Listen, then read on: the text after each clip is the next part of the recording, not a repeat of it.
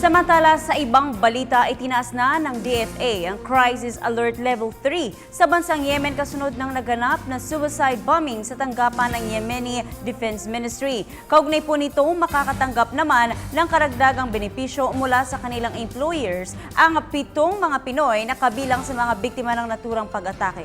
Narito ang report ni Benj Bondo. Itinaas na ng Department of Foreign Affairs ang Crisis Alert Level 3 sa Yemen dahil sa patuloy na kaguluhan doon. Ayon sa DFA, nangangahulugan na sa ilalim ng alerto, ipinatutupad na ang total deployment ban sa mga OFW sa naturang bansa. Handa naman ang pamahalaan na ilikas sa mga Pinoy sa Yemen na nais nang umuwi ng Pilipinas.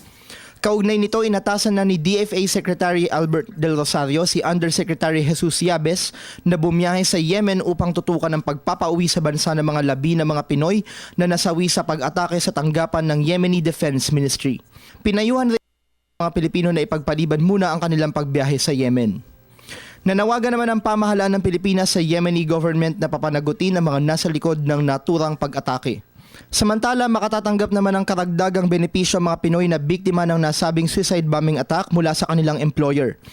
Ayon kay Foreign Affairs Spokesperson Assistant Secretary Raul Hernandez, nangako ang General Director ng Yemeni Defense Ministry Hospital na magbibigay ito ng katumbas ng 2 buwang benepisyo sa mga biktimang nagtatrabaho bilang medical workers sa naturang pagamutan. Nanawagan naman ang Overseas Workers Welfare Administration o OWA sa pamilya ng mga biktima na dumulog sa kanila ukol sa karampatang benepisyo para sa mga ito.